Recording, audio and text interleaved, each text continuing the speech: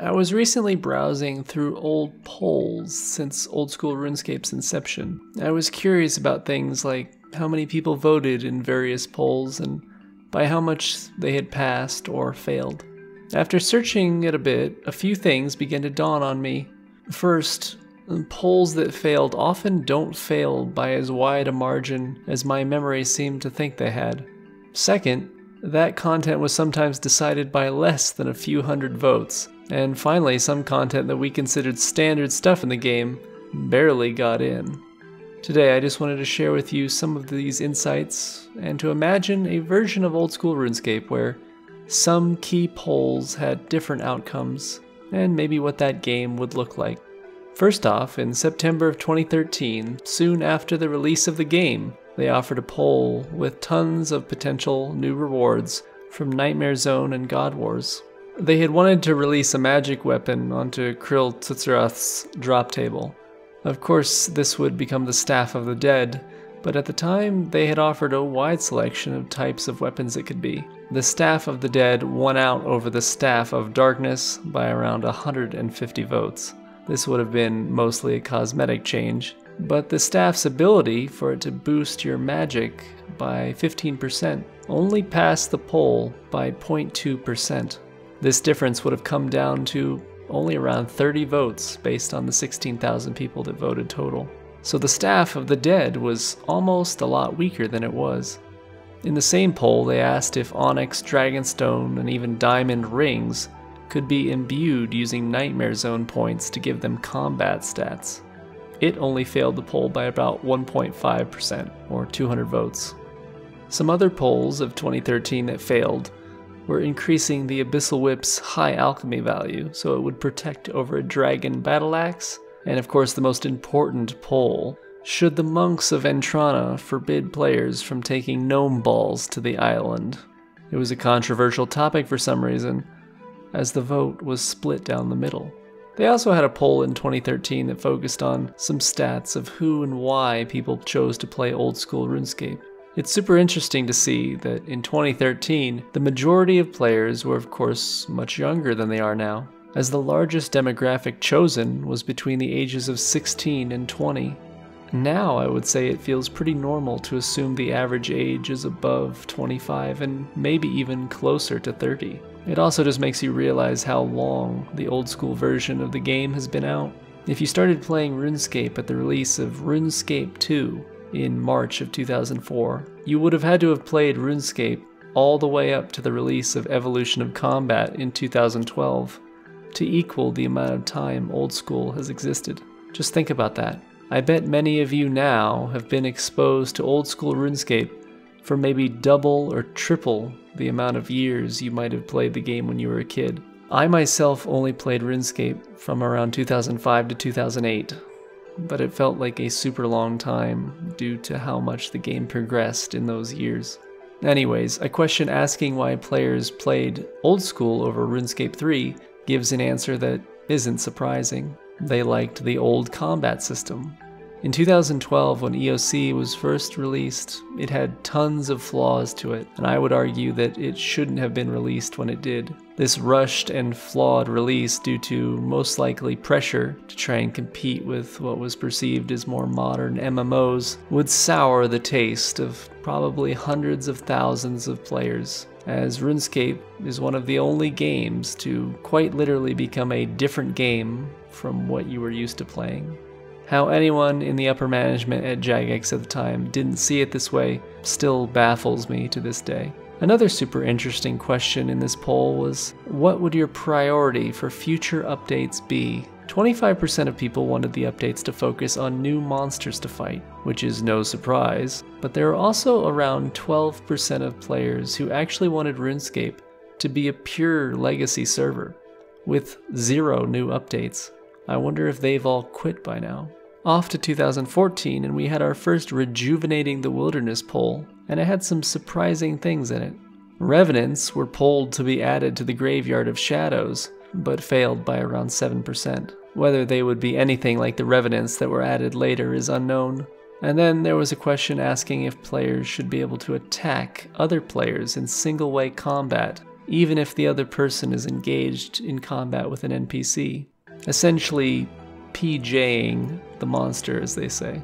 I know this, along with removing a great deal of multi-way combat areas of the wilderness, is touted as a possible way to make the wilderness seem more fair, though I suspect it would be still quite a controversial topic, as even in 2014 the question split the voters right down the middle, which is actually quite rare for an old school RuneScape poll. At the end of 2014, they asked the players to decide the name of the new snake boss. Zulrah was the overwhelming favorite, followed by Canes? Kanye? Kane! Oh, and shout out to everyone who voted for Baloki. That sounds like the name of a gnome, and not an ancient snake. The last polls I wanted to mention that would have made the greatest difference in old school RuneScape were the new skill polls. You can't make a video about polls in RuneScape without mentioning the new skill polls. The first new skill to be polled was the Artisan skill in August of 2014. It was kind of like a Slayer skill for non-combat skills that incorporated many other skills into it to provide buffs to many other skills. After experiencing RuneScape 3, I can safely say that all new skills that were polled were heavily inspired from RuneScape 3. Although RuneScape 3 doesn't have Artisan, they have added so many things to each skill that affect other skills that it's very overwhelming to a new player. Artisan seemed to be an attempt to consolidate some of these concepts and put them into their own skill. I actually didn't mind some of the ideas, like using construction along with Artisan to essentially construct your own shortcuts in the form of bridges and stairways. RuneScape 3 players might get a kick out of the fact that a big part of the reward from the Artisan skill was crafting your own skilling backpack that would allow you to hold your skilling tools. Sound familiar? It's the tool belt. Yeah, the tool belt could have been a thing in old school RuneScape, except in order to fit more things into it, you would have had to have leveled up the skill. There's other aspects of RuneScape 3 in it that seem to be a bit inspired by dungeoneering resource dungeons, and they even wanted to give you the ability to make two-handed crossbows. I think those would have been cool, personally. The skill Artisan failed the poll, 57% yes to 43% no. They also polled some of the extra ores and items individually should the skill as a whole fail, but 0 of the new concepts passed, and that was the end of the Artisan skill. Sailing was the next skill up on the chopping block. It was polled in September of 2015. Since I've played RuneScape 3, once again this skill is seemingly heavily inspired by a feature in RS3 called Uncharted Islands. It randomly generates islands for you to kill monsters and skill on. These islands have unique resources and monsters, and collection of these resources allows you to trade them into traders in the ports for various items and buffs. The prayers in old school of augury and rigor were going to be tied to this skill, as well as the discovery of Fossil Island. Out of all the skills that were polled, this one would have been the most different, and if I had seen the content they were drawing from in RS3, I think I would have voted yes to it, but I can't really remember if even I was playing the game at the time. The reason I would have voted yes in hindsight is that it gave a lot of possibilities for content in the future, and even if the skills seemed a bit lackluster in the blog post, it could have been refined and improved. Sure, the concept of moving your ships around the open sea in the same way you move your character around on land seemed clunky to me, but the concept of discovering underwater caverns to skill in, and even a whole new dungeon to fight in with an underwater theme, I think would have made a great addition to the game.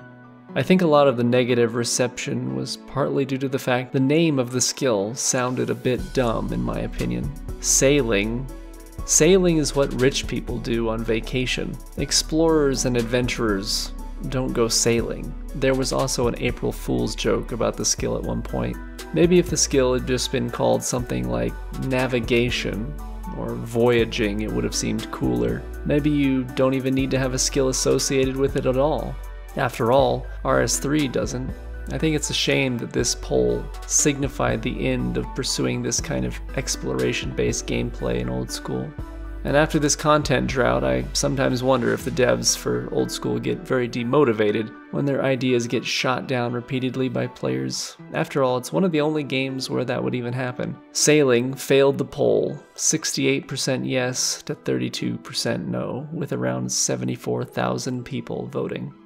There is one other skill that had been polled, but I think I'm going to have to save that for another time, as this video is getting a bit longer than I had wanted. If I had any closing remarks, it would be that for tons of content in Old School RuneScape, the difference between it passing and not passing usually comes down to a pretty small margin of votes. So you should vote if you care about the game. I know there are way more people playing the game than 100,000, and most polls don't even have half of that. Another thing is that the 75% approval rule is a very, extremely strict approval ratio. Even the US Congress considers 67%, or 2/3 approval, to be a supermajority. So even if you find yourself without strong feelings either way, you should vote, because remember that around 12% of players voted, at least back in 2013, to have 0 new updates to Old School RuneScape. So hypothetically, though I doubt it because they most likely quit by now, every update might have at least 12% of people voting no, simply because they want RuneScape to be a legacy server. Thank you guys so much for watching this video. If you enjoyed it, I'm going to ask that you please subscribe. It's free and you can always change your mind later. Otherwise, have a great day. See ya!